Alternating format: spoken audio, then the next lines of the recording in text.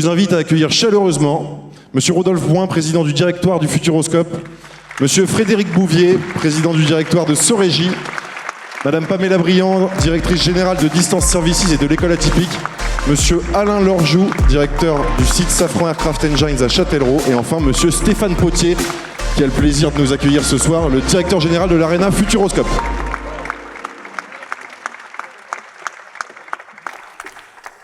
Je vous laisse prendre place tranquillement. Voilà. Il n'y avait pas de plan de table, donc on l'improvise un petit peu. Merci à vous cinq donc, de prendre part à cette table ronde. Alors, on est ensemble pour une trentaine de minutes. On va débattre des sujets que j'évoquais tout à l'heure. Je les répète, l'attractivité du territoire, la RSE, la transition énergétique, le numérique, l'IA.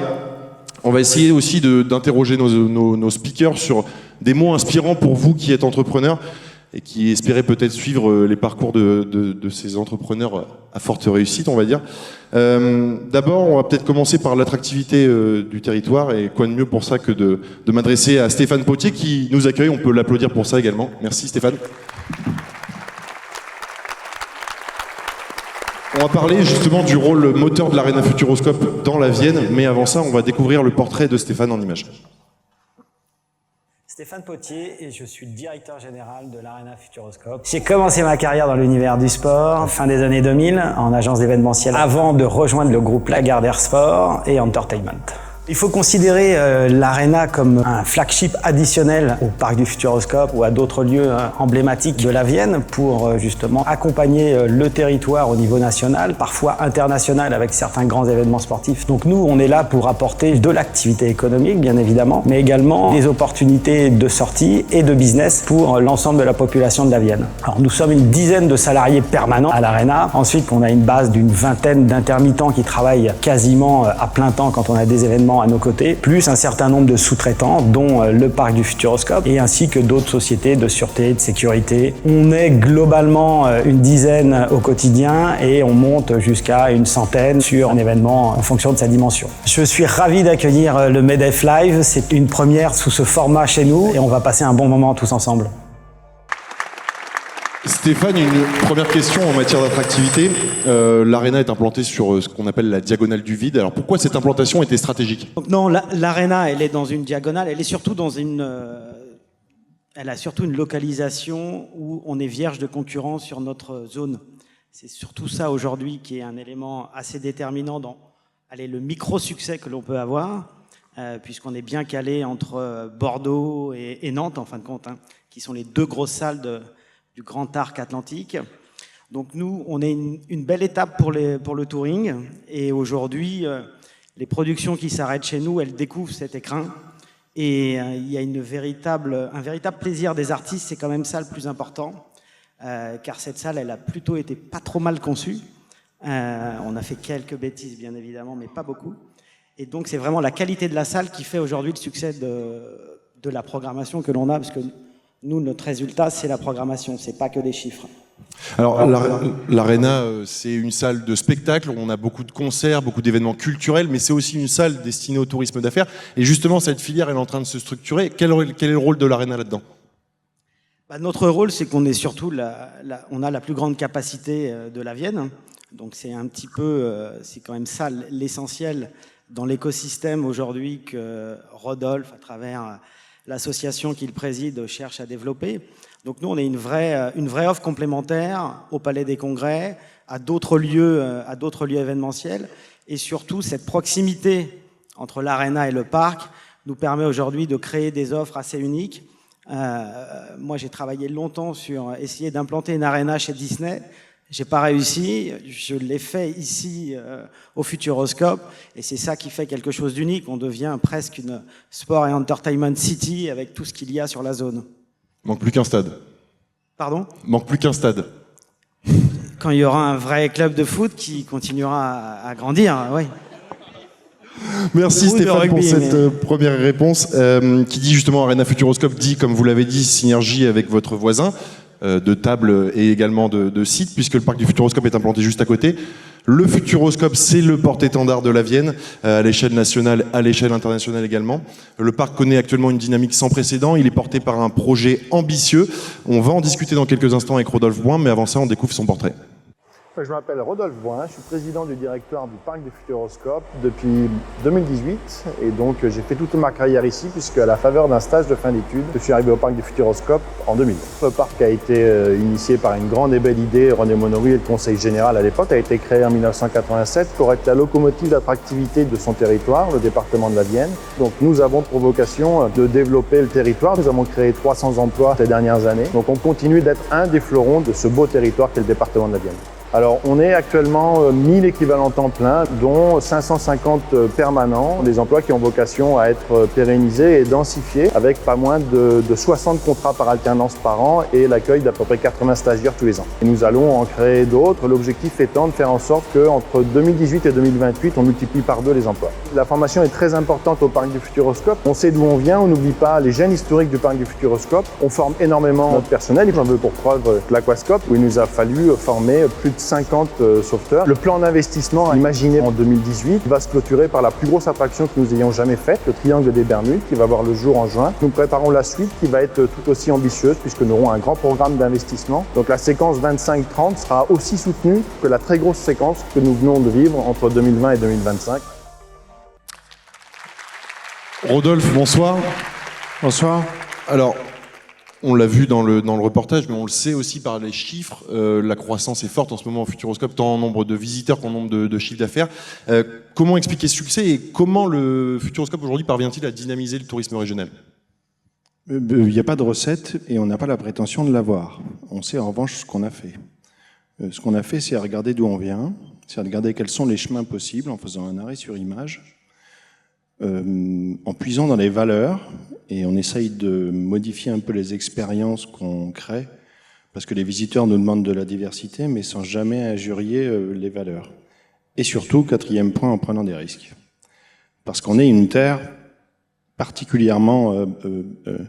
qui a dans ses chromosomes l'audace et la prise de risque. Parce qu'on est sur un territoire, cher président, cher Alain, ça va pas être injurieux ce que je vais dire, mais on n'a pas la mer, on n'a pas la montagne, et c'est une force extraordinaire de ne pas avoir la mer et de ne pas avoir la montagne, parce que ça oblige les femmes et les hommes qui font ce territoire à prendre des risques et à avoir de l'audace et à faire des choses que peut-être là où c'est un peu plus simple, on n'a pas cette prise de risque. C'est ce qu'on a fait ces dernières années, et c'est ce qui fait qu'on a été, je crois, chercher 2 fois en 2 ans, chercher la coupe à Los Angeles. On en revient juste là, et on a réussi à avoir 2 coupes, avec des résultats qui sont aujourd'hui... au niveau de ce qu'on espérait pour arriver à rentabiliser ce grand plan d'investissement de 300 millions d'euros. Donc pour l'instant, tout va bien, mais il faut avoir beaucoup d'humilité parce que tous les ans, on met les compteurs à 0. L'Aquascope l'année dernière, Bermude cette année, c'est quoi les prochaines étapes dans le développement du parc, sans tout dévoiler ? On y travaille énormément. D'abord, les résultats de cette première séquence avec cette très forte accélération entre 2020 et 2025, c'est x3 quand même en termes d'investissement, a permis de valider le fait qu'on ait un droit de tirage complémentaire pour la suite. Donc on y travaille très activement. Les dernières semaines, les derniers jours, Alain est témoin, et on va valider ce grand programme jusqu'en 2030.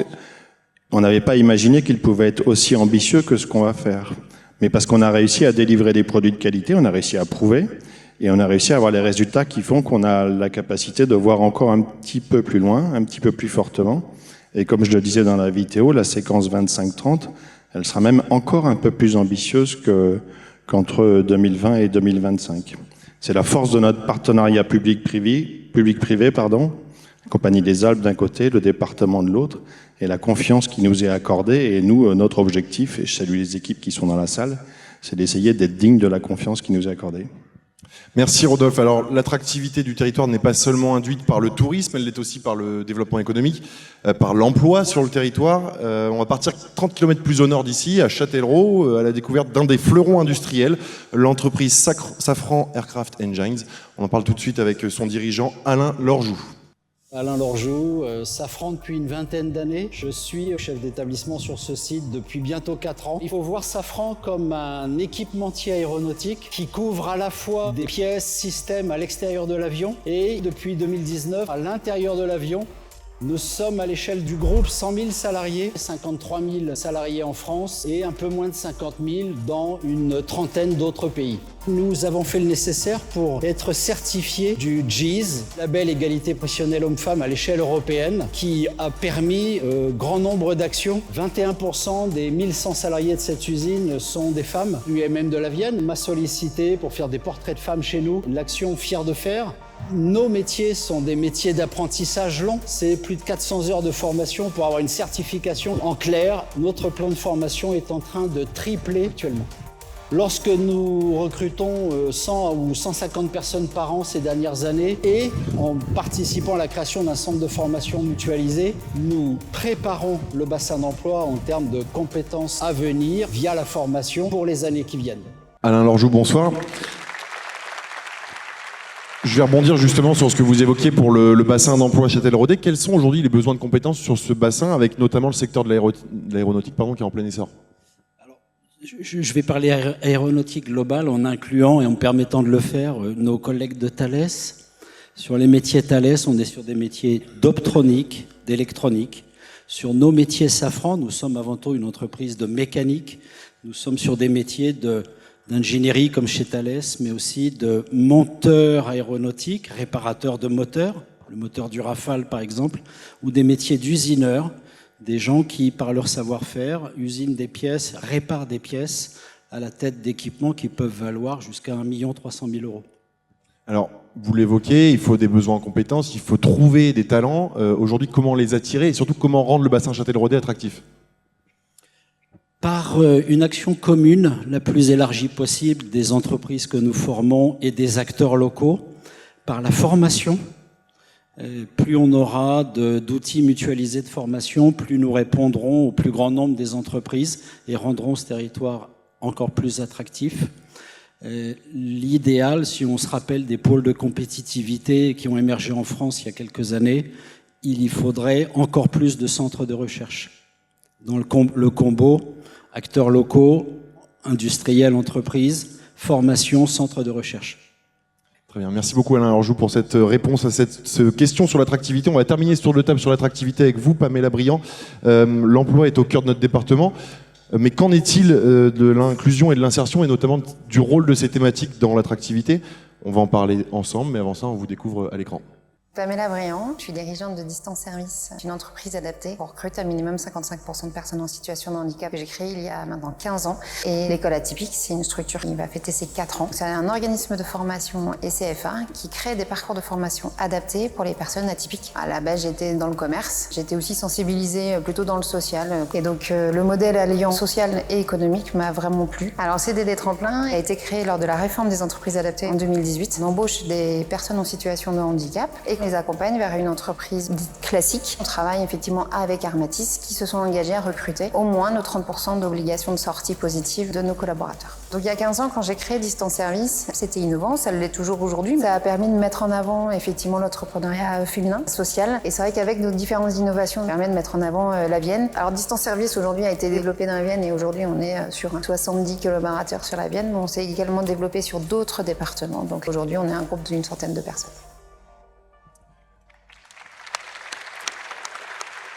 Pamela, bonsoir. Merci d'être avec nous ce soir. Pourquoi, très simple, pourquoi l'inclusion et l'insertion sont-elles cruciales aujourd'hui dans notre stratégie d'attractivité? Mais aujourd'hui, notamment avec les dernières années, les ressources se font rares et il y a beaucoup de ressources disponibles et ils ont juste des besoins un petit peu atypiques. Il faut adapter un petit peu le management, il faut savoir le faire et ils sont là, ils sont disponibles, motivés. Il faut juste les accompagner et ensuite ils seront donnés le meilleur. Vous êtes aujourd'hui directrice de Distance Services, que la plupart des gens connaissent. Et parlez-nous peut-être un petit peu de l'école atypique. Qu'est-ce que c'est concrètement? Alors l'école atypique, on s'entend, c'est assez bizarre. Déco, mais on s'y fait, on s'y fait. Donc l'école atypique, c'est un centre de formation, un CFA. L'objectif, c'est d'adapter les parcours de formation pour les personnes atypiques. Aujourd'hui, capables de suivre une formation ordinaire, Néanmoins, ces personnes-là pourront être très performantes demain dans leur métier. Et il manquait une structure pour accompagner ces personnes-là. Donc tout simplement, et notamment à distance service, il manquait forcément des formations adaptées. Donc j'ai créé l'école atypique. Merci beaucoup Pamela. Fin du tour de table sur l'attractivité, on va passer à notre deuxième thématique. Quoi de mieux pour ça que d'ouvrir la séquence avec Frédéric Bouvier. Alors Frédéric est le président du directoire de Sorégie. Lui aussi vous le connaissez. Sorégie, on peut le saluer, fait désormais partie des 10 plus grosses entreprises de Nouvelle-Aquitaine. Ça on peut l'applaudir je pense. Ce qui ancre encore plus forcément la Vienne dans cette région Nouvelle-Aquitaine, comment faire le parfait lien entre attractivité du territoire et transition énergétique. Je m'appelle Frédéric Bouvier, je suis le président du directoire de Sorégie. J'ai l'honneur de diriger ce groupe d'entreprises locales d'énergie basé à Poitiers depuis mai 2020. Et j'ai un parcours public-privé, mais qui est fortement marqué par l'engagement territorial. L'impact territorial, c'est la raison d'être du groupe depuis 100 ans. Ce groupe il a été créé pour électrifier les villages de la Vienne et 100 ans plus tard, on est là pour rendre la transition énergie-climat accessible à tous. Sorégie, c'est le 4e énergéticien français.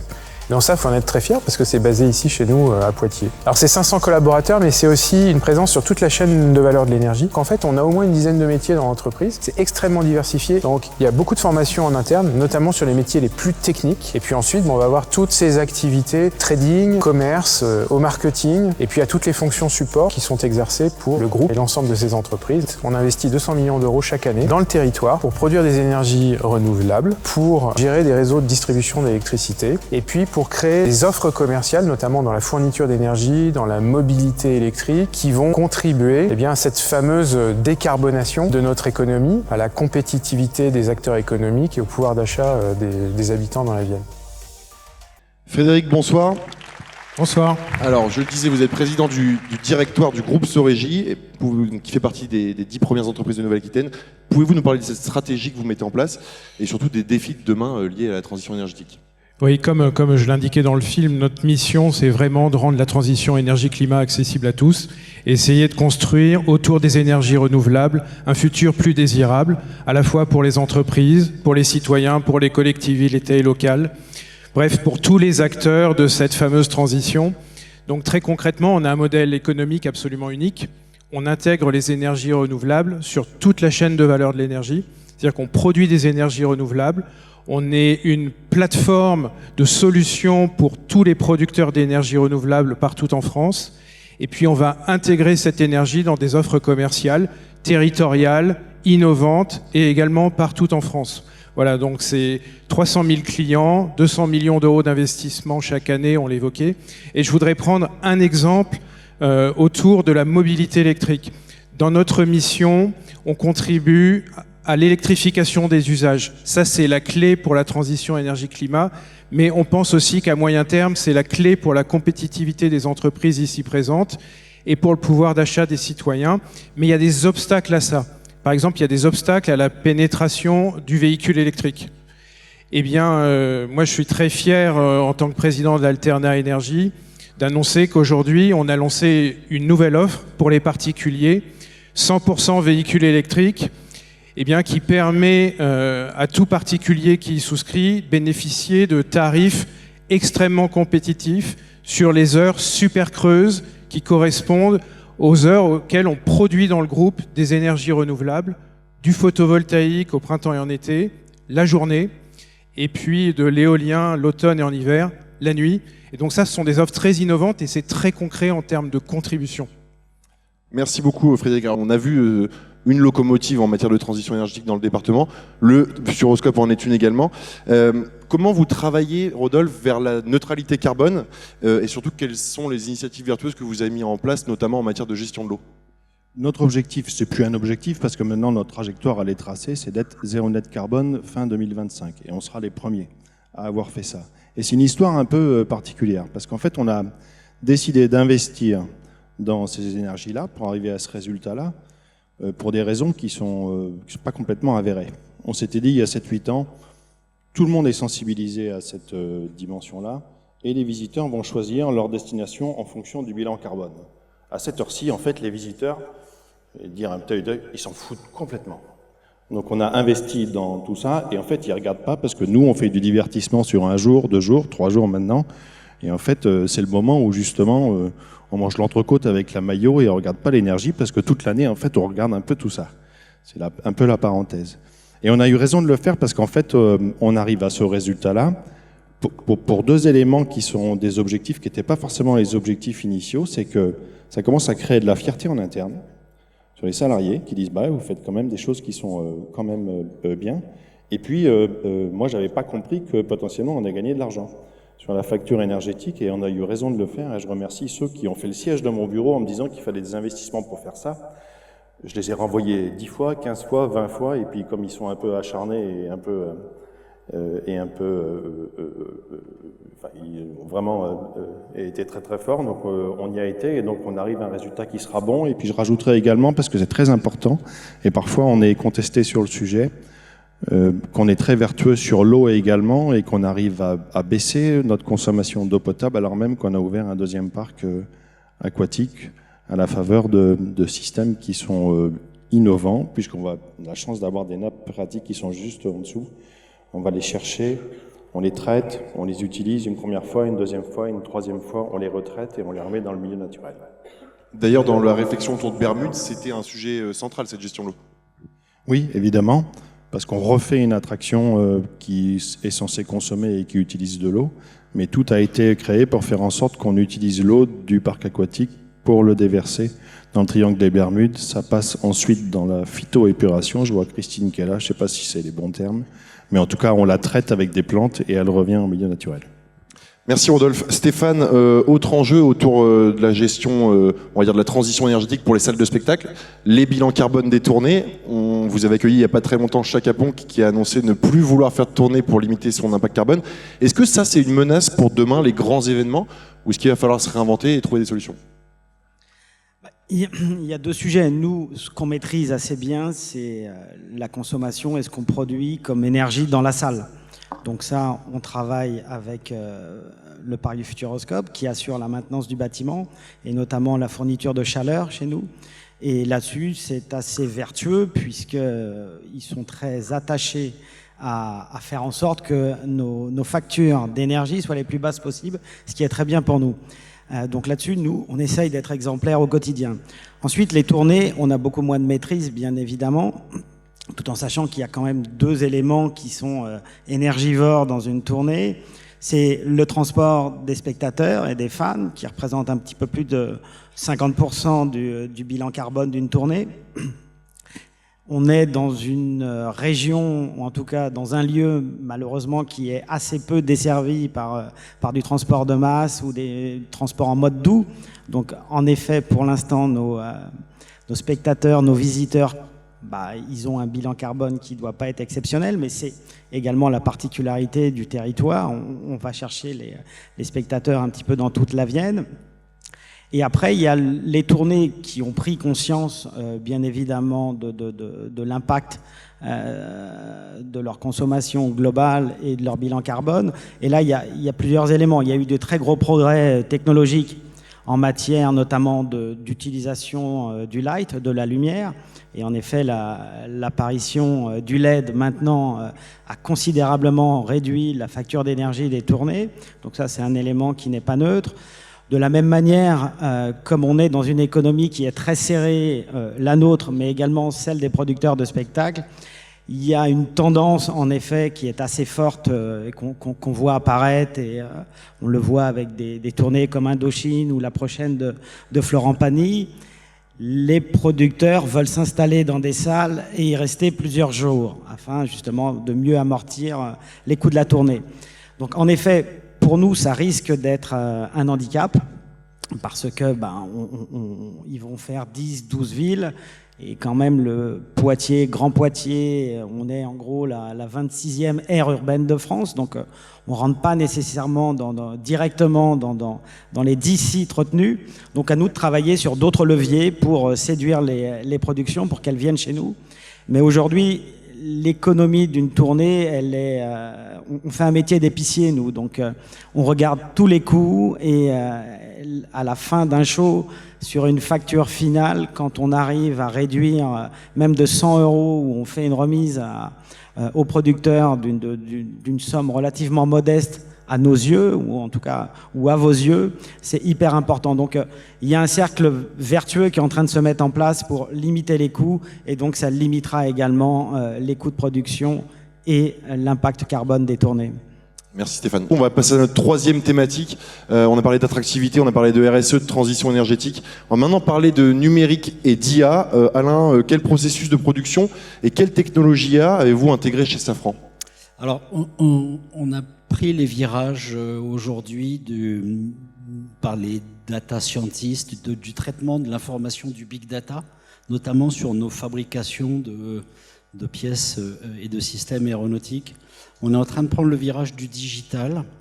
Il nous reste à amorcer le virage de l'intelligence artificielle qu'on intègre dans le contrôle non destructif de nos pièces. Nos pièces peuvent valoir $1 million, donc on les détruit pas pour savoir ce qu'il y a dedans, on les inspecte, on fait des contrôles non destructifs. L'IA va nous aider sur la base de référentiels précis. L'inspection de nos moteurs aussi ira vers l'IA. On vient de mettre au point un chatbot pour les informations RH. Et finalement, là, pour nos salariés, demain, ça va être un robot qui va répondre, mais la relation humaine est préservée, je vous rassure. On a ce virage à prendre vraiment avec une expérience utilisateur en interne qu'il nous faut améliorer, nos réseaux aussi. Et on est très loin de parler avec nos clients via des plateformes et l'intelligence artificielle. Je ne suis pas certain qu'on le fasse un jour d'ailleurs. Après, dans l'avenir, on ne peut jurer de rien. Merci beaucoup Alain. Pamela, comment vous adaptez-vous justement dans votre secteur à ce nouveau paradigme numérique et à l'intégration de l'IA? Qu'est-ce que ça implique concrètement pour vous au quotidien? Alors déjà, il faut se rappeler qu'une entreprise adaptée, certes, on a 55% de personnes en situation de handicap dans l'entreprise, mais on est une entreprise et on est adapté.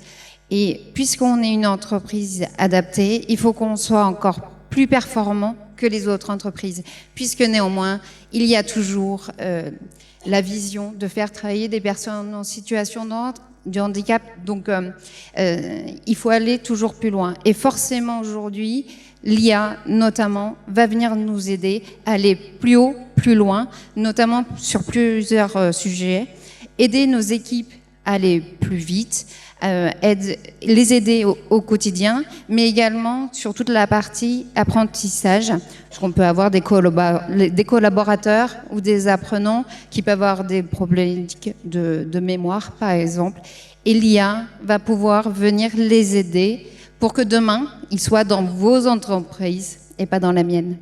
Vous dites que l'IA va être une aide, vous la voyez pas du tout comme une menace pour l'instant? Pas du tout, pas du tout. Alors, j'ai une autre casquette, c'est très perturbant, je suis désolée, mais je suis présidente de l'UNEA, donc l'Union nationale des entreprises adaptées, et on est en train de préparer le colloque du mois de juin, et l'IA sera au cœur pour la performance de nos EA, puisque nous sommes aussi des entreprises performantes. Merci Pamela, je vous laisse passer le micro à Frédéric pour une question également sur l'IA. Comment l'IA va-t-elle transformer le secteur de l'énergie et comment le groupe Sorégis s'empare-t-il de ce sujet? L'IA va nous permettre d'adresser 2 défis qui sont au cœur de notre modèle. Le premier, c'est de rapprocher la production d'énergie renouvelable et les consommateurs dans un pas de temps qui doit être le plus court possible. Donc aujourd'hui, on a un défi. On a 1 millier de producteurs d'un côté et on a 300 000 clients consommateurs de l'autre. Et on doit rapprocher les deux à une maille quasi horaire. Et donc là, tous les modèles prédictifs, ils vont beaucoup nous aider. Ça, c'est un premier enjeu. Le deuxième enjeu, c'est celui de la satisfaction client. Parce qu'un fournisseur d'énergie, c'est aussi un épicier. Il doit satisfaire ses clients. Donc l'IA, ça va aussi nous aider à relever ce défi. Et moi, je vois la relation client du futur un peu autour de l'humain augmenté, toujours beaucoup sur l'humain, mais être capable de répondre plus vite, de manière beaucoup plus fiable et multicanale aux sollicitations quotidiennes de nos clients. Merci Frédéric. On approche de la fin de cette table ronde. On va faire un dernier tour de table sur une dernière thématique, celle de la vision future que vous avez. Ma question va être très simple et je vais vous la poser à chacun d'entre vous. On va commencer avec Pamela. Pamela, c'est quoi les clés pour anticiper les défis de demain dans votre secteur ? Si on le savait, ça serait bien.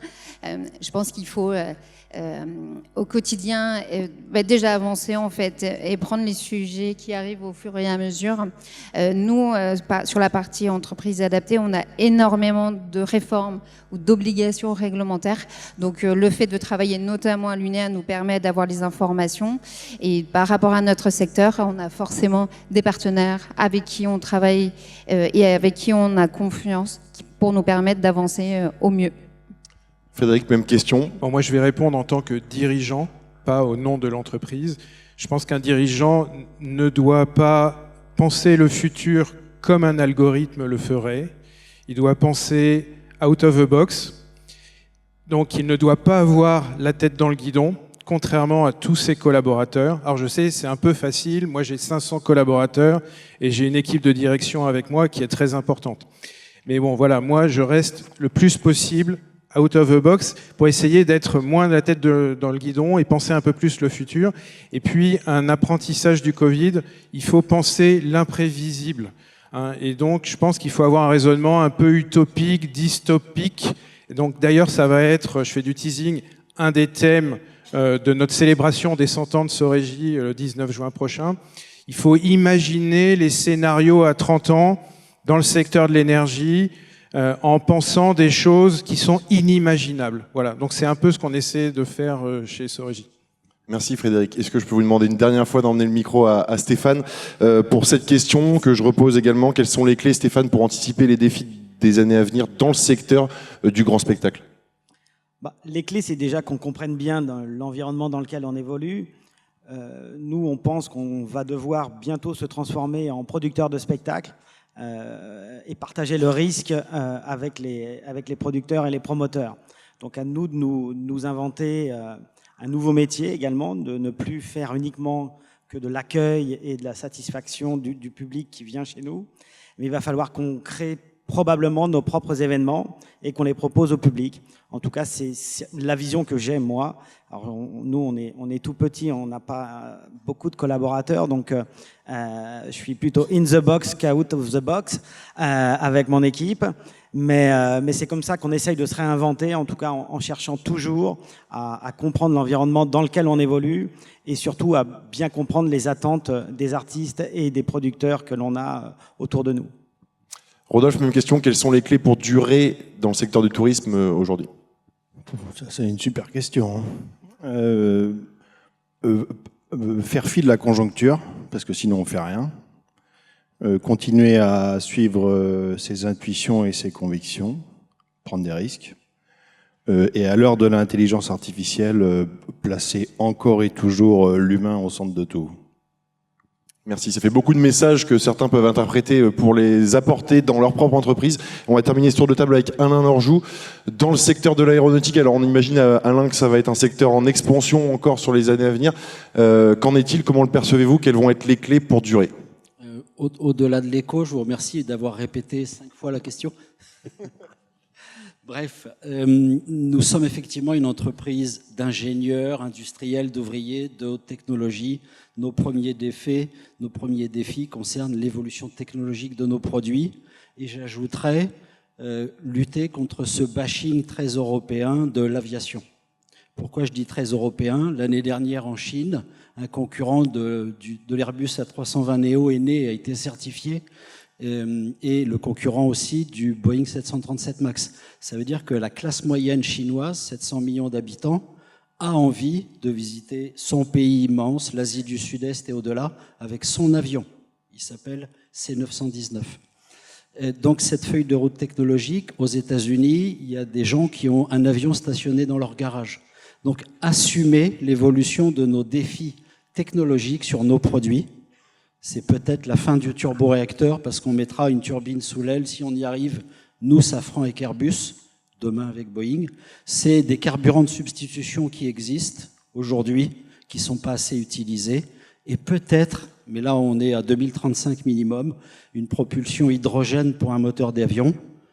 Il y a pas mal de difficultés sur l'hydrogène. La plus simple, c'est que c'est léger, mais c'est 4 fois plus encombrant qu'un carburant.